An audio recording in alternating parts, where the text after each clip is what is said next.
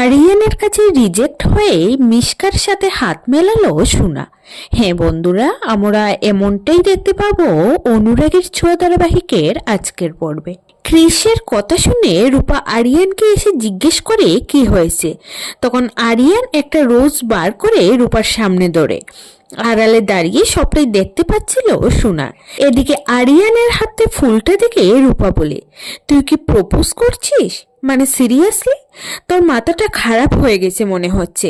আমার জন্য ভালোবাসার মানে 7 জন্মের বন্ধন। আমি যদি কাউকে হ্যাঁ বলেও থাকি তাহলে 7 জন্মের কমে বলবো না। আমাকে আগে ডক্টর হতে হবে। আর তাছাড়া তুই যদি সত্যিই আমাকে ভালোবাসিস, তুই কি পারবি আমার জন্য 10 বছর অপেক্ষা করতে? আমি জানি তুই পারবি না আরিয়ান। 10 বছরের কথা দিতে পারছিস না, 7 জন্মের কথা কি করে দিবি? বলেই চলে যায় রূপা। তখন আরিয়ান মন খারাপ করে দাঁড়িয়ে থাকে। যা দেখে সোনা আরিয়ানকে বলে, আই লাভ ইউ আরিয়ান। আমি তোমার কষ্ট আর দেখতে পাচ্ছি না আরিয়ান। যা শুনে আরিয়ান বলে, বাট আই লাভ রূপা ওলি, নোবডি এলস। আরিয়ানের কাছে এইভাবে রিজেক্ট কিছুতেই সহ্য করতে পারে না সোনা। অন্যদিকে বিগ বংয়ে সোনাকে কোথাও দেখতে না পেয়ে সবাই মিলে সোনাকে খুঁজতে থাকে। তখন দীপা সোনাকে ডেকে বলে, সোনা কোথায় আছিস মা? বেরিয়ে আয়। তুই যা বলবি তাই হবে। তোর ইচ্ছের বিরুদ্ধে আমরা কেউ কিচ্ছু করব না মা, তুই শুধু বেরিয়ে আয়। দীপার কথা শুনে সোনা আস্তে আস্তে বেরিয়ে সামনে আসে। তখন দীপা সোনাকে জড়িয়ে ধরে। যা দেখে সোনা আবারও দীপাকে অপমান করে ধাক্কা মারে।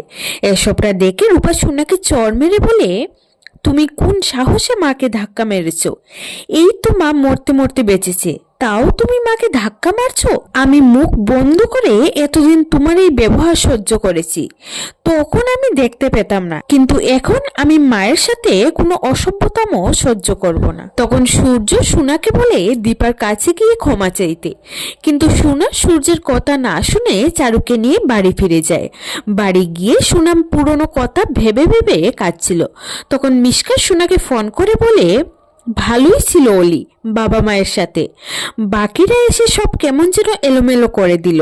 আমার এখন ভয়টা কি হচ্ছে জানো অলি? বাবা মা রূপাকে পেয়ে তোমায় না ভুলে যায়।